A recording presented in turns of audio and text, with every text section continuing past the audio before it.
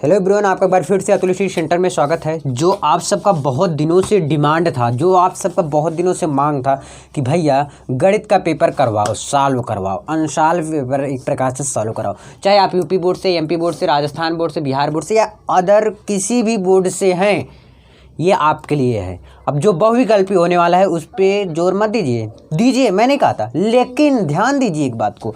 जब ये सब क्वेश्चन आपको आता रहेगा ना, तभी बहुविकल्पी करके आएंगे, ठीक है। मैं एक वीडियो में बताया था कि बहुविकल्पी बहुत ज़्यादा हार्ड है, बल्कि ये ठीक था, वो और दिक्कत पड़ेगा, ये बात याद रखना आप सब, ठीक है। तो ये पेपर यहाँ तक मैं पूरा आज लास्ट तक कराने वाला हूँ। अगर आप एंड तक देखते हैं तो 100% श्योर है आपको आ जाएगा। और देखिएगा, इसमें से कुछ ना कुछ ज़रूर आपके एग्ज़ाम में भी आएगा और आपको पेपर को सॉल्व करने का तरीका मालूम हो जाएगा। और कितना टाइम लग रहा है वो भी थोड़ा आप देख लेंगे, लेकिन मैं समझा रहा हूँ इसलिए मुझे टाइम ज़्यादा लगेगा। आपके पास कितना घंटे रहते हैं? 3 घंटे 15 मिनट रहते हैं। आराम से कीजिएगा, कोई दिक्कत नहीं है। ये पढ़िए, क्वेश्चन पढ़ लिए, पूरा पढ़ लीजिए, फिर पहले क्वेश्चन पे मैं चलता हूँ। ये अगर आपके पास 822 NG है, कोड है, ठीक है। और हाँ, यदि आप किसी भी बोर्ड से हैं, अगर आप सब भी चाहते हैं कि आप सबका भी पेपर मैं 2020 का सॉल्व कराऊं, तो आप कमेंट कीजिएगा, फिर आपको मेल आईडी मैं दूंगा और वहां पर आप अपना क्वेश्चन भेजिएगा, मैं वहां से आपका पूरा बताऊंगा सॉल्व करा के, ठीक है। ये देख लीजिए आप क्वेश्चन। पहला है बिंदु -3 और 4 की यक्ष अक्ष से दूरी। तो मैं स्टार्ट करता हूँ, क्वेश्चन भी दिखाता रहूँगा और सॉल्व भी कराता रहूँगा। मुझे नहीं पता कि कितना टाइम लगेगा, लेकिन ये ज़रूर पता, पूरा एंड तक देखोगे, क्योंकि ये पेपर की बात है, आप सबके डिमांड की बात है। बहुत दिनों से आप सबका डिमांड था, तो जितने डिमांड आप सबके थे फाइनली मैं पूरा करते हुए आ रहा हूँ। और जितने डिमांड आप सब किए थे मुझे सब कुछ याद है, मैं जितना बताया था सब कुछ याद है और सब कुछ करते हुए चला आ रहा हूँ, ठीक है। चलिए, ये क्वेश्चन रहे, क्या है? बिंदु, पहला क्वेश्चन है क्या? बिंदु -3, 4 की यक्ष अक्ष से दूरी, और सारा क्वेश्चन नहीं लिखूंगा मैं, क्वेश्चन बुक का दिखा दूंगा, मतलब इसमें से ही दिखा दूंगा ना, पेपर का ही। और ये पेपर है, फाइनली पेपर है, ऐसे पेपर सेम आता है, ठीक है, ठीक है। चलिए, ये है -3 और 4 यक्ष अक्ष से दूरी। अब जरा आप बताओ यक्ष अक्ष कहाँ पर होता है? देखिए, ये आपका वाई अक्ष होता है, वाई डैश, यहाँ पर यक्स डैश हो जाता है, ठीक है। इधर आप चलते हो क्या होता है, और इधर चलते हो माइनस होता है। इधर आप चलते हो क्या होता है? +1 +2 +3 होता है ना। यक्स अच्छे पूछा है, यानी कि -3, देखा -1 होगा, यहाँ पर क्या होगा? -2 होगा, यहाँ पर क्या होगा? -3। यक्स अच्छे पर चलाऊँ ना। अब देखिए, -3 हो गया, अब -3, अब ऊपर कहाँ रहे हैं? 4 तक, 1 2 3 4, ऊपर 4, ऊपर क्यों गया? क्योंकि प्लस है ऊपर, ऊपर क्या जाने से क्या होता है? प्लस होता है, यानी कि आपको यहीं से यहाँ पर मिला देना, यहाँ पर लिख देना है -3, 4, ठीक है। तो यानी कि यक्ष अक्ष से दूरी आपका क्या आ गया?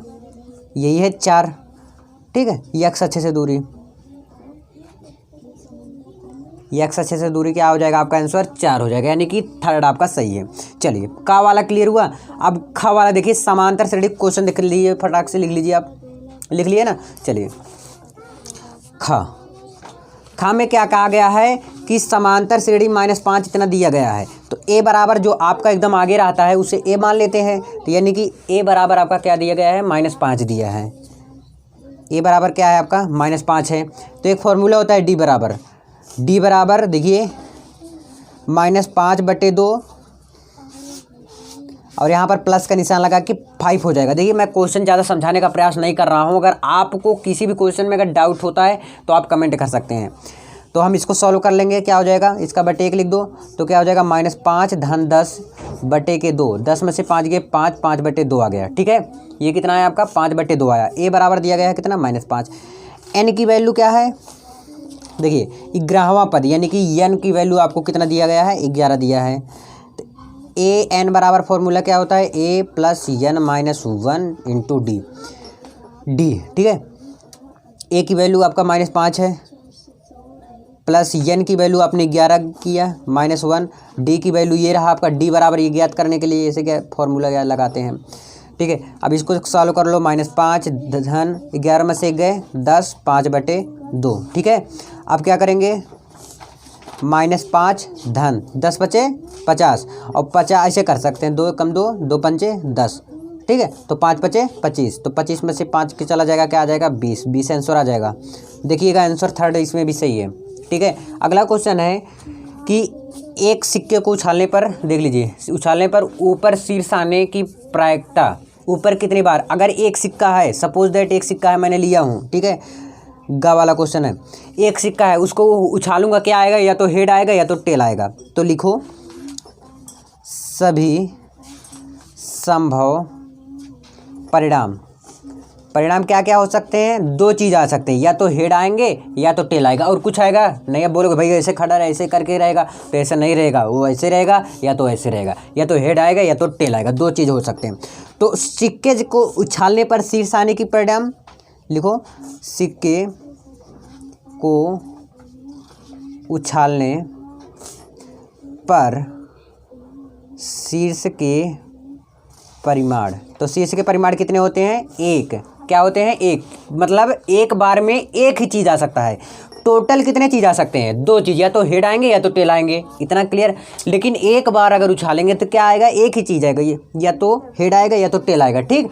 तो एक संभव कोट ये बन सकते हैं, या तो हेड बनेंगे, तो एक फॉर्मूला ऐसे लगा दीजिएगा, P(E) = शीर्ष आने का परिणाम, नहीं तो ऐसे लिखने के बाद ऐसे डायरेक्ट लिख दीजिएगा, 2 1 लिखने के बाद 1/2 लिख दीजिएगा, बटे कुल परिणाम, कुल परिणाम।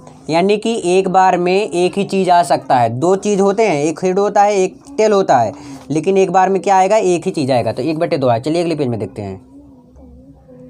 जल्दी जल्दी इसलिए कर रहा हूँ क्योंकि मुझे पता है आप सबका भी टाइम वेस्ट ना हो और ज़्यादा बेटर रहेगा, और इसमें समझ में भी आपको आ जाएगा थोड़ा बहुत, ठीक है। चलिए अगला क्वेश्चन है, sin² 60 - sin² 30।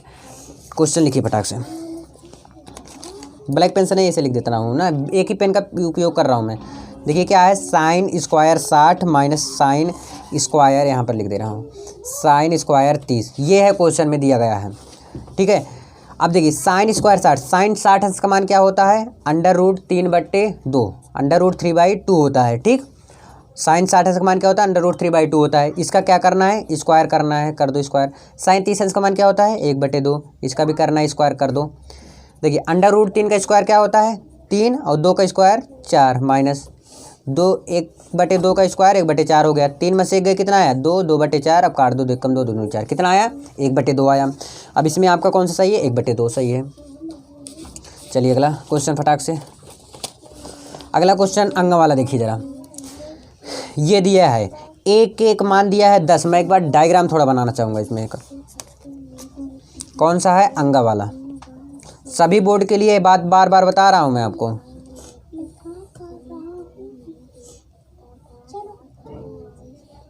ये आपका मान लेते हैं कि, मान नहीं लेते हैं, क्वेश्चन में दिया है यच है ये, और यहाँ से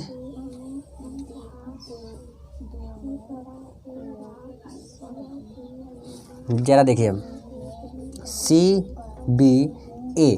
अब यहाँ पर दिया गया है A का मान 10 है, A से K की दूरी कितनी है, 10 है, ध्यान समझिए। और फिर कहा है B से C तक की दूरी, यहाँ से यहाँ तक की दूरी कितनी है, 3.5 है, यानी कि 3.5 है। HK का मान दिया है 7, क्वेश्चन में दिया गया है AC ज्ञात करना है, यहाँ से लेकर यहाँ तक की दूरी ज्ञात करना है। तो ज़रा देखो जो BC है, ये BC दूरी, BC जो है वो किसके है, BC HK के बराबर है कि नहीं। तो BC/HK = BC/HK = क्या हो जाएगा, देखिए AC, जो AC है वह AK के बराबर है कि नहीं। तो AC/K AK बराबर है कि नहीं। तो अब BC की वैल्यू क्या है, 3.5 है। HK याद करिए, HK कितना दिया गया है, देखिए अगर इसके सामने ये रहा और इसके सामने ये है, ठीक है, अगर आप बराबर ना मानो तो, मतलब मैं समझाने के लिए आपको बोल रहा था। तो HK की वैल्यू 7 है, = A से C तक की दूरी नहीं ज्ञात है, ज्ञात करना इसे। A से K की दूरी 10 दिया है, कर दो मल्टीप्लाई। इसमें करेंगे तो क्या हो जाएगा, 350 हो जाएगा, नहीं तो ऐसे कर दीजिए AC = 3.5 गुणे 3.5 गुणे ऊपर हो जाएगा 10/7, यही होगा ना, समझ में? 7 एकम 7, 7 पचे 35, यानी कि 0.5 आया। अब देखिए यहाँ पर 10 है तो हटेगा तो क्या आ जाएगा आपका 5.0 आ जाएगा। AC की वैल्यू कितना आ गया? 5.0 आ गया। अगर नहीं समझ में आएगा क्वेश्चन में तो बता देना, आप सब कमेंट जरूर करना, क्योंकि आप सबके डिमांड का ही मैं पूरा कर रहा हूँ, इस समय जुटा हूँ। ठीक है, चलिए अगले क्वेश्चन में चलते हैं और अगले पेज में मिलते हैं। देखिए इसमें देखिए ध्यान से, इसमें है चा वाला क्वेश्चन, द्विघात समीकरण में सारा बता रखा हूँ आपको। ये वाला क्वेश्चन है 3x² - 6x + k = 0 विविक्तकर का फॉर्मूला होता है। अगर नहीं पता ध्यान दीजिए, इसमें से एक नंबर का जरूर आता है, -6x + k = 0। जरा ध्यान समझिएगा क्या होता है formula, b² - 4ac = 0। b², b यहाँ पर a मान लिया जाता है, ये b होता है और ये वाला क्या होता है, c होता है। ठीक है, इतना तो पता होगा। b की वैल्यू क्या है, 6 है, तो 6 का स्क्वायर कर देंगे हम। लेकिन b की वैल्यू ध्यान समझिए -6 है, यहाँ पर -6 का स्क्वायर -4, a की वैल्यू 3 हुआ और c की वैल्यू क्या दिया गया है, k दिया है, बराबर के 0। समझ में आया कि नहीं आया? b की जगह पर ये रखा हूँ -6 है और a की जगह पर 3 है, +3 है, तो प्लस लिखना है या ना लिखना कोई दिक्कत नहीं है। 6 का स्क्वायर करेंगे तो 36 हो जाएगा। ठीक, -4 × 12, 12 के = 0 हो गया और 12 के = 36। ठीक, के बराबर हमारा कितना आ गया, 12 × 36, 3 आ गया। के की वैल्यू मैंने ज्ञात कर लिया। ये चा वाला क्वेश्चन क्लियर। अब मैं चलता हूँ दूसरे क्वेश्चन में। अब तक तो चा तक आपने क्लियर किया, फटाफट मैं करने का प्रयास कर रहा हूँ। क्वेश्चन लिख लीजिए, आप लिख लिए? ठीक है, अगला क्वेश्चन देखिए। अब 2 का है,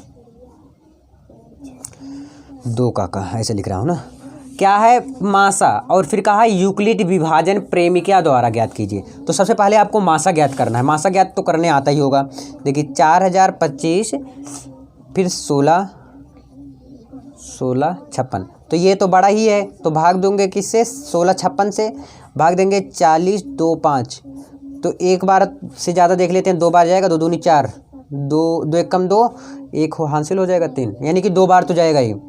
चलो 2 छक 12, 2 पंचे 10, 1 11, 2 छक 12, 1 13 और 2 एकम 2, 1 3, 3312 आया।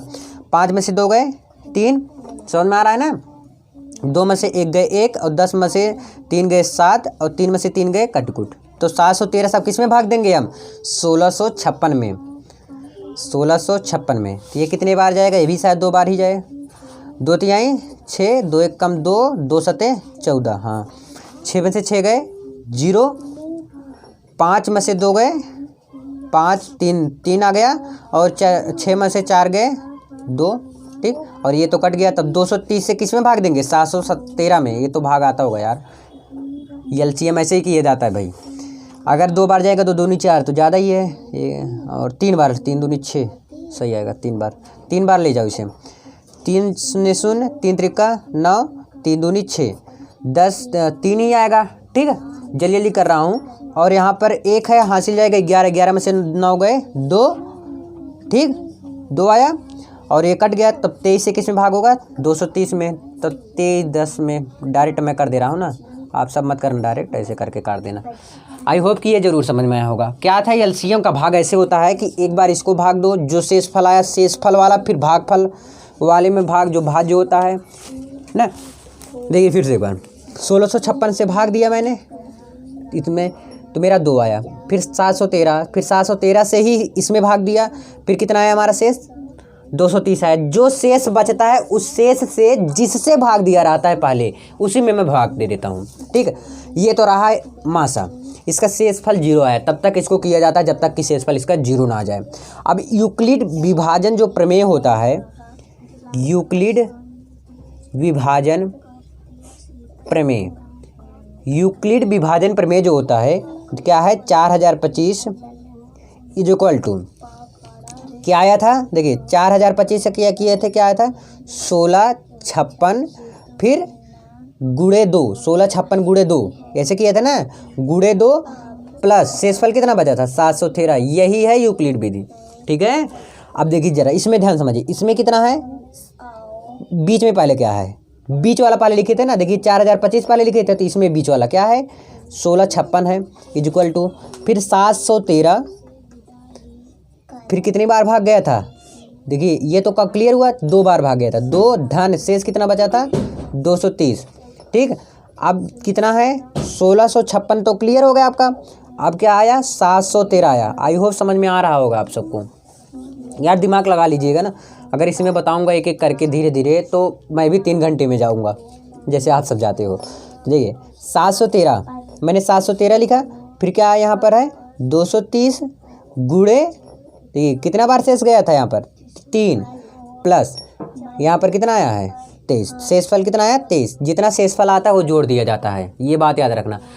जिसमें भाग करते हैं, ध्यान पहले उसको लिखते हैं, फिर जिससे भाग करते हैं, जितनी बार भाग जाता है और जितना शेष बचता है, यही है फार्मूला, समझ लो, फार्मूला लिख लो अपने आप से। मैं क्या बोला, जिसमें भाग करते हैं, में भाग करते हैं, जिससे भाग करते हैं और जितना बार भाग जाता है और जितना शेषफल बचता है। ये अपने लैंग्वेज में बता रहा हूँ, दूसरा होता है फार्मूला, बट अपने लैंग्वेज बता रहा हूँ। यहाँ तक क्लियर। अब क्या है 230 इक्वल टू कितनी बार गया है, किससे भाग किए थे 23 से, कितनी बार गया 10 बार, शेषफल कितना बचा 0, यानी कि आपका मासापा कितना आएगा 13 आएगा, 23 आएगा। मासा कितना आएगा आपका 23 आएगा, ये वाला आपका 2। आई होप कि आप सबको ये समझ में होगा। अगले पेज में चलते हैं, अगला देखते हैं फटाक से। अगला क्वेश्चन आपका है दूसरा क्वेश्चन जो कि दिया गया है क्वेश्चन में ही। दूसरा क्वेश्चन क्या कहता है आपका 4025, सॉरी ये तो हो गया ना, मैं दिखा दूँ क्वेश्चन ही। ये है क्वेश्चन, क्या करता है बारंबारता बंटन का बहुलक। अगर बहुलक देखें तो इसमें ज़्यादा क्या है 8, यानी कि 3 से 5 लेंगे।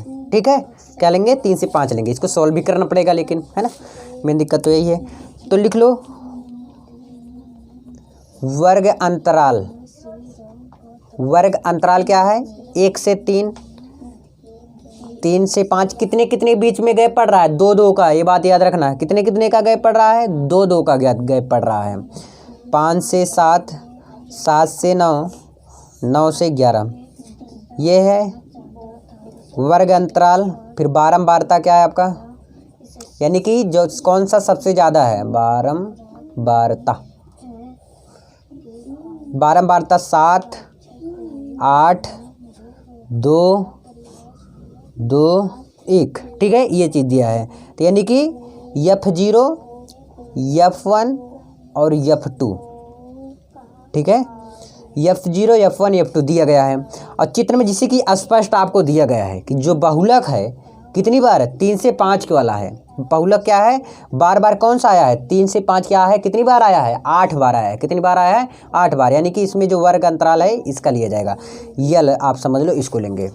ठीक है, F1 आपको दिया गया है कितना 8, F0 कितना दिया गया आपको 7 दिया गया है, और F2 कितना दिया गया आपको 2 दिया गया है। क्या बच रहा देखिए F0, F1, F2 हो गया ना, सीरियल वाइज लिखिएगा, मैं जल्दी जल्दी लिख रहा हूँ आगे पीछे करके, है ना। और यल आपका क्या है 3। बीच की दूरी कितनी है 1 से 3 के बीच की दूरी कितना है 2, फिर 3 से 5 की दूरी 2, यानी कि सब में 2-2 आ रहे हैं, तो यानी कि बीच की दूरी h बराबर कितना आ गया 2। अब इसका फॉर्मूला लगाएंगे बहुलक का। बहुलक का क्या लगाएंगे फॉर्मूला लगाएंगे। क्या होता है यल प्लस F1 माइनस F0 बटे के 2F1 minus F0 minus F2। और हाँ एक चीज़ मैं और बताना चाहूँगा, कई जगह बहुलक का और अलग अलग फार्मूला है। ठीक है, जैसे आपका मन रहेगा वैसे आप लगाइएगा। चलिए वैल्यू पुट कर दो, आंसर वही आएगा। यल का वैल्यू कितना आया है 3 दिया गया है, plus F1 8, F0 7, 2F1 8 minus F0 7, F2 2। देखो 3 धन 8 में से 7 गए 1 बटे 2 8 16, यहाँ पर कितना आ गया 16 और 7 2 9, यानी कि 16 माइनस 9 कर दो, एक बार और कटा दो तो कितना आ जाएगा आपके पास 3 धन 16 में से 9 गए कितना आएगा 9 1 10 6 16, तो यानी कि 7 आएगा। 1/1 कितना आ गया, 7 आ गया। इतना क्लियर हुआ ना? ठीक है, इतना समझ में आया? एक चीज़ गलती करते हुए चला रहा हूँ, एच की वैल्यू मैं नहीं रख रहा हूँ। देखिए एच की वैल्यू कितना दिया है, 2 गुणे 2, तो यहाँ पर मैंने 2 से गुणा करा दिया, इसमें कोई दिक्कत नहीं ना। अब इसको सॉल्व कर लो। 7 त्रिक 21, मल्टीप्लाई करो क्रॉस, 1 का 2 में 2/7, 21 में 2 जोड़ेंगे 23/7, 23/7 को मैं क्या कर दूंगा, डिवाइड कर दूंगा, तो कितना आएगा, 7 त्रिक 21, यहाँ पर कितना बचा, 2 बचा, तो दशमलव बढ़ेगा, लगभग 2 बार फिर जाएगा, 7 दूनी 14, लगभग यही जाएगा, जो भी देख लेना अपने पास, 2 8, हाँ जी यही जाएगा ना। देख लेना अपने आप से आगे क्या होगा, बता देना इसका आंसर। चलिए अगले पेज में चलता हूँ, अगला क्वेश्चन देखता हूँ। देखिए 2 का आपको खाता क्लियर करा दिया। अब मैं 2 के गा में आ गया हूँ। जरा क्वेश्चन देखिए, ट्रिग्नोमेट्री बहुत ही आपको इतना गहराई से बता दिया हूँ, मैं समझता हूँ कोई और हिंदी मीडियम का टीचर नहीं बताया। मैं इतना कॉन्फिडेंस से कह रहा हूँ यार, 100% जाके देख लेना आप। 2 बार बताया हूँ, और जिसको नहीं आना रहेगा ना उसको भी आ जाएगा, ऐसा मैं बता रखा हूँ, क्लियर बता रहा हूँ, अगर पूरा देखते हैं वीडियो तो। चलिए ग वाला देखिए, tan 30 यानी कि 30, cosec 60, tan 60, sec 30 ये दिया गया है। बस क्या करना है, मान रख देना, वैल्यू पुट करना है। tan 30 अंश का मान क्या होता है, 1/√3 होता है। cosec 60 अंश का मान क्या होता है, केवल मान याद रहना चाहिए बस, 2/√3 प्लस tan 60 अंश का मान आप सबको पता है, √3 होता है, प्लस sec 30 अंश का मान क्या होता है, 2/√3 होता है। √3 से कट गया, 2 गुणा करा दो, गुणा का निशान है ना बीच में, और √3 का √3 में करेंगे 3 आ गया धन, और यहाँ पर क्या बचा आपके पास, 2, यहाँ पर नीचे तो है नहीं, 1 लिख दो। अब यहाँ पर क्रॉस मल्टीप्लाई का नीचे कर दो, 1 2 9 2, 2 3 6, 3 6 2 8, 8/3, ये आपका आंसर आ जाएगा। बस इतना आसान था, केवल मान याद करना है आपको। tan 30 अंश का मान क्या होता है, cosec 60 अंश का मान क्या होता है, tan 60 अंश का मान क्या होता है, sec 30 अंश का मान क्या होता है, ये सब याद करना आपको बेहद ज़रूरी है। घा वाला क्लियर? घा वाला देखिए लास्ट है, दूसरे का घा, ABC और PQR समरूप त्रिभुज है। क्या है, समरूप त्रिभुज, यानी कि समान रूप से समान है। तो बना दो, एक एक जितना कहे उतना पहले कर दो। ABC PQR,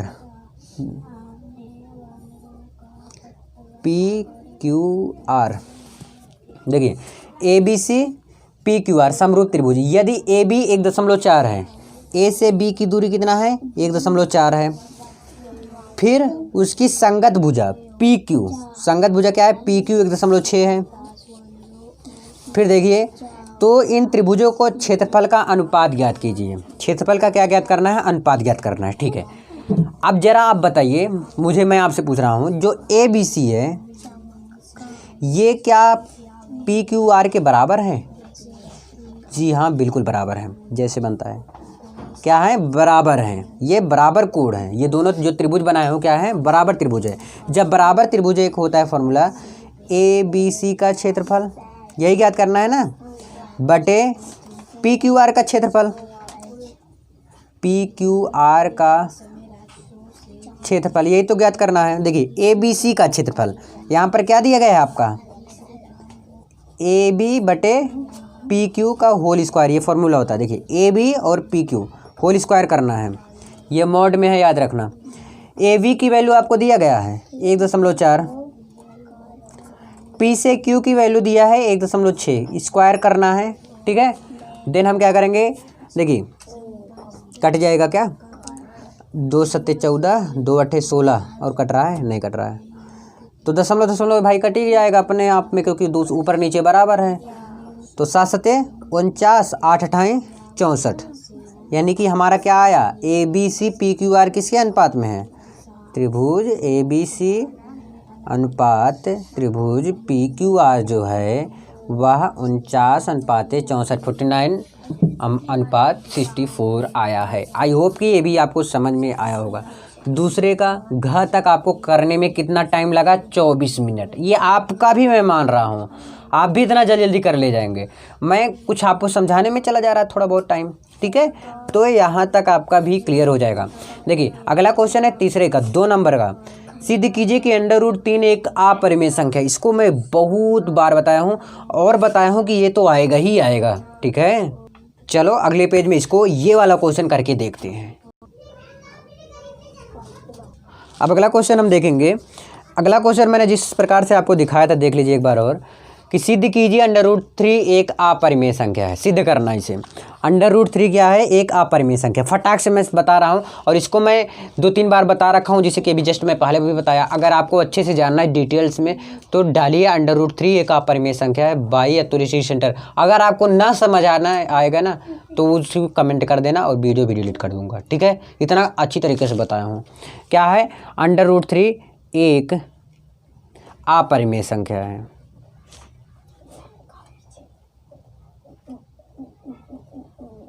ये ज्ञात करना है कि √3 क्या है? एक अपरिमेय संख्या है। एक मिनट मैं नीचे कर थोड़ा, ठीक है। अब इसको सॉल्व करेंगे बहुत ही अच्छे तरीके से। जो √3 है ये किसके बराबर मान लेते हैं? p/q। सब में मानते हैं यार, ज़्यादा मैं डिटेल में नहीं जाना चाहता, ठीक है।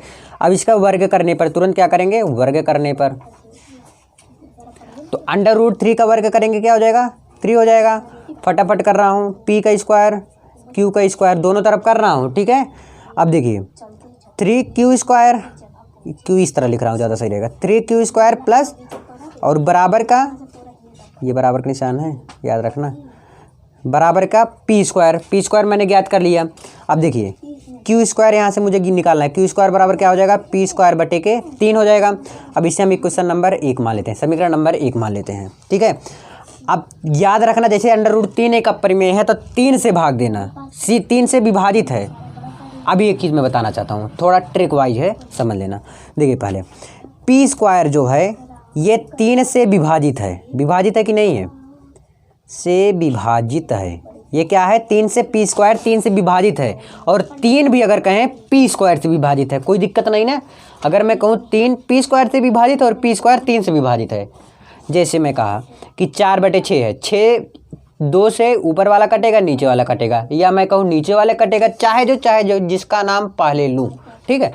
अब तुरंत क्या करेंगे हम? p बराबर 3m रख देंगे। अगर √3 का अपरिमेय ज्ञात करना है तो 3m लिखेंगे। अगर 2 का ज्ञात करना रहेगा तो 2m लिखेंगे, 4 का ज्ञात करना रहेगा तो 4m लिखेंगे, ठीक है। ऐसे ही लिखेंगे तो p बराबर क्या हो जाएगा? 3m। देन हम इसके आगे क्या करेंगे? q स्क्वायर बराबर,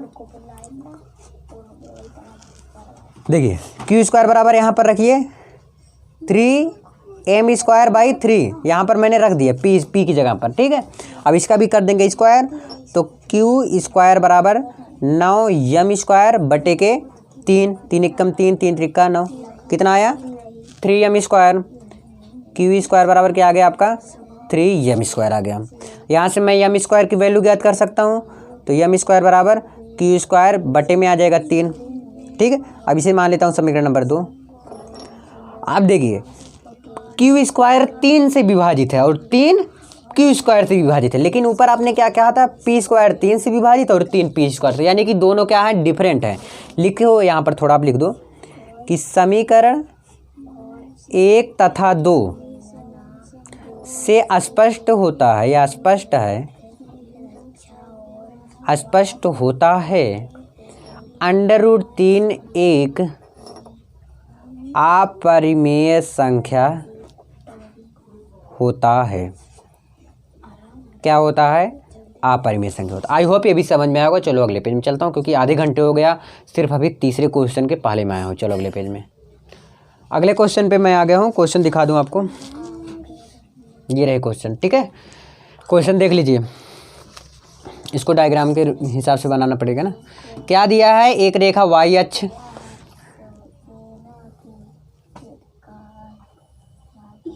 ये कौन सा है? खा वाला क्वेश्चन है, तीसरे के खा लिख लीजिए, तीसरे का खा है क्वेश्चन।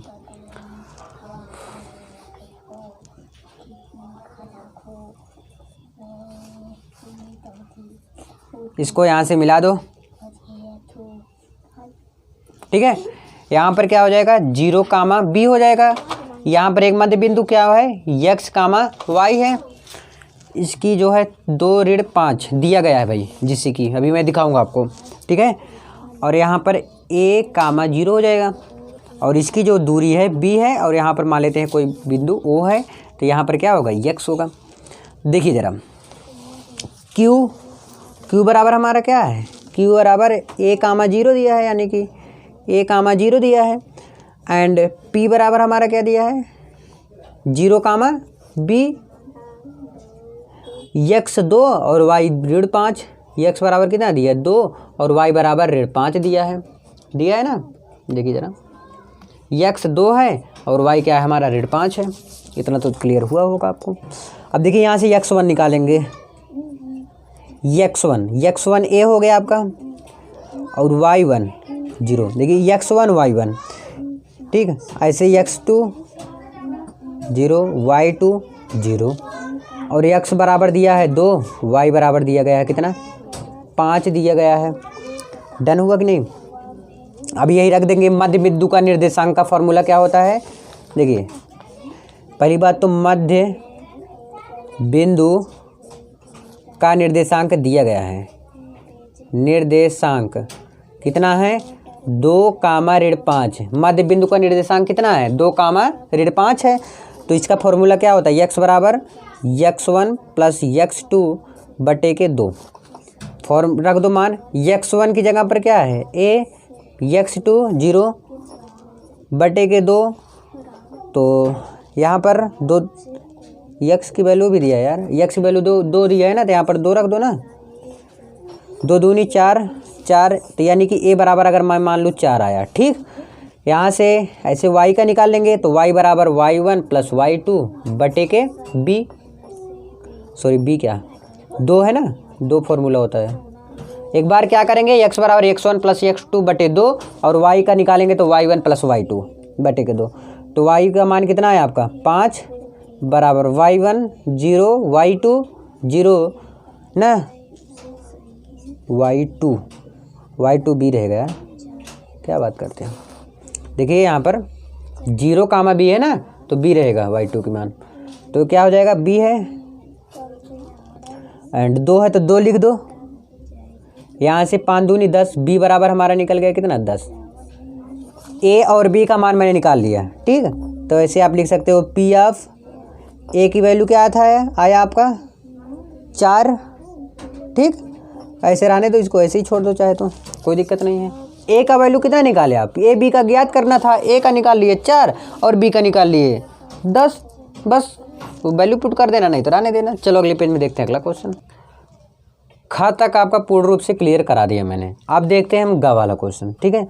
ग वाला क्वेश्चन क्या कहता है, एक थैले में एक लाल गेंद, एक नीली गेंद और एक पीली गेंद है। कितने गेंदे हैं टोटल कितने गेंदे हैं 3 गेंदे हैं तथा सभी गेंदें एक ही साइज की हैं, ठीक है। कृतिका बिना थैले के अंदर झांके यदि इसमें से एक गेंद यादृच्छिया निकालती है, एक गेंद निकाल लेती है, तो इसकी प्रायिकता क्या होगी। तो ये 3 गेंद है, 1/3 हो जाएगा यार। इतना आसान क्वेश्चन 2 नंबर का दे रखा है। फिर पूछा है पीली होगी, लाल होगी, नीली होगी, तो इसको भी बताना होगा।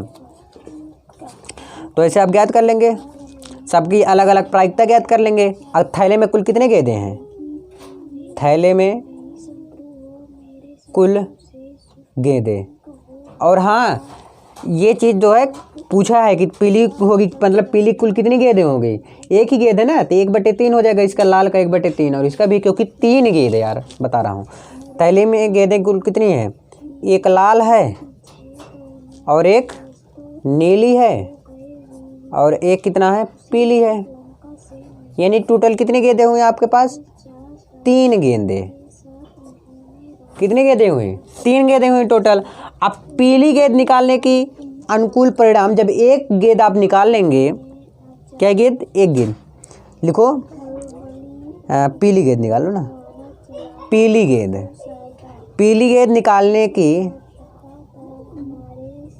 निकालने की अनुकूल परिणाम, पीली गेंद मतलब किस पे ज्ञात कर रहा हूँ, सबसे पहले पीली गेंद निकाल रहा हूँ। सबसे पहले चाहे जो सा गेंद निकालो, चाहे पहले लाल गेंद निकालो या नीली गेंद निकालो या पीली गेंद। उन्होंने नहीं बताया है कि कौन सा गेंद निकाल रही है, तो मैं पीली गेंद देख लेता हूँ। जब पीली गेंद निकालेंगे तो क्या हमारा होगा, पीली गेंद लिखो, पीली गेंद निकालने के अनुरूप परिणाम बटे, देखिए पहले क्या ज्ञात कर रहे हैं हम, पीली गेंद निकालने के, और कुल संभव परिणाम बटे कुल संभव परिणाम। यार जिसे प्रायिकता यही होता है। कुल संभव परिणाम कितने बन रहे हैं, 3 बन रहे हैं। तो एक गेंद आप निकाल रहे हो, कुल संभव परिणाम 3 बन रहे हैं, यानी कि पीली गेंद कितनी हुई, पीली गेंद 1/3 हुई। ऐसे सभी गेंदें, एक गेंद और मैं निकाल लूँ, अगर लाल गेंदे के लिए निकाल लो, लिखो लाल गेंद निकालने की अनुकूल परिणाम, कौन सा, लाल गेंद निकालने का अनुकूल परिणाम क्या हो जाएगा, तो लाल गेंद निकालने की प्रायिकता हम ज्ञात कर लेंगे। लाल गेंद निकालने की प्रायिकता इस पे भी लिख दीजिएगा, पीली गेंद निकालने की प्रायिकता, ठीक है, बराबर कितना हो जाएगा, लाल, जैसे सेम लिखा है ऐसे लिख दो, लाल, जैसे यहाँ पर पीली है तो यहाँ पर सिर्फ लाल लिख दो, लाल गेंद निकालने की प्रायिकता, तो यहाँ पर हो जाएगा लाल गेंद निकालने के अनुरूप परिणाम ही लिख दीजिएगा ना, बटे कुल संभव परिणाम, कुछ जल्दी तो नहीं कर रहा हूँ, कुल संभव परिणाम ज्ञात कर लेंगे, ठीक है। अब देखिए लाल गेंद कितने हैं, एक ही है, तो लाल गेंद बराबर लिख दो, सेम वैसे आएगा 1/3, क्योंकि एक ही गेंद निकाल रहे हो ना भाई, और कुल संभव कितने हैं, 3 गेंदें हैं, एक गेंद निकाल रहे हो, तो फिर बच रहा है कितने गेंदें, 2 गेंदें, लेकिन वो तो पूछा नहीं है, वो सिर्फ पूछा है पीली गेंद कितना है, 1 गेंद है, तो कितने गेंदें टोटल थी, 1/3, बस यही चीज़ लगाना, ऐसे आप ज्ञात कर लेना। अगला नीली गेंद का निकाल लेना, बस। चलिए लास्ट क्वेश्चन देखते हैं, घ वाला क्वेश्चन अगले पेज में। अगला क्वेश्चन देखिए आपके सामने ट्रिग्नोमेट्री क्वेश्चन है, बहुत ज़्यादा इंपॉर्टेंट है, मैं बताया भी था ये इंपॉर्टेंट है, और इंपॉर्टेंट में दिया था, एक बार टॉप 10 क्वेश्चन दिया था आपको, तो इसमें ये बताया गया था, और मैं बताया था ये पूछता है, देखिए पूछा भी है क्वेश्चन, यही सेम लिखता हूँ और बताता हूँ इसको थोड़ा अच्छे से। और हाँ, तीसरे पे ही आज मैं लास्ट कर रहा हूँ, क्यों, क्योंकि आप सबका डिमांड है, जैसे अगला पार्ट रहेगा, यानी कि चौथे नंबर से, अगर आप आज कमेंट कर देते हो, कल आपको इसी टाइम मिल जाएगा वीडियो, 100% श्योर है। कोसेक अभी ज़्यादा बड़ा कर देता हूँ तो आप सबको क्या होता है, बोरिंग महसूस होने लगता है, अच्छा नहीं लगता है देखने में, ठीक है, इसीलिए मैं इस पर स्किप कर रहा हूँ। देखिए सेक पी बी प्लस सी बटे 2 इक्वल टू कोसेक a/2, एक तरफ सॉल्व करके आपको एक तरफ लगाना है। आप सबको पता है कि त्रिभुज जो तीनों कोणों का योग होता है कितना होता है, 180 अंश होता है। यहाँ पर मुझे क्या ज्ञात करना है, b प्लस सी, यानी कि ये चीज़ ज्ञात करना है, ठीक है, तो हम लिख सकते हैं b प्लस सी बराबर 180। a को हम उधर ठेल देंगे, क्यों, क्योंकि मुझे b प्लस सी ज्ञात करना है, माइनस a इधर आ जाएगा, हो जाएगा कि नहीं। अच्छा यहाँ पर बता रहा हूँ अच्छे से, थोड़ा फिर से देखो क्या ज्ञात कर रहा हूँ, a प्लस बी प्लस सी बराबर 180 अंश, ठीक। b प्लस सी हमें ज्ञात करना है, तो b प्लस सी बराबर 180 माइनस a। एक बात ये ध्यान रखना आप सब, यदि b ज्ञात करना होगा तो a प्लस सी यहाँ पे रहने दे देना, b को उधर ठेल लेना, ऐसे भी आ सकता है, ठीक है। अब ये हुआ, अब इसमें लिख दो दोनों पक्षों में 2 से भाग करने पर, 2 से क्या करने पर, भाग करने पर क्या हो जाएगा आपका, सेक आ गया, b प्लस सी है तो b प्लस सी बाई 2, और इसमें भी हो जाएगा बाई 2, ठीक है, तो कर दो b, इसमें b/2 धन c/2, यानी कि हर बराबर होगा, तो मैं लिख सकता हूँ b प्लस सी बाई 2 और 180/2 माइनस a/2, ठीक है। अब दोनों तरफ क्या कर देंगे, मुझे सेक में आंसर लाना है ना, तो सेक से गुणा कर देंगे दोनों तरफ, ओके।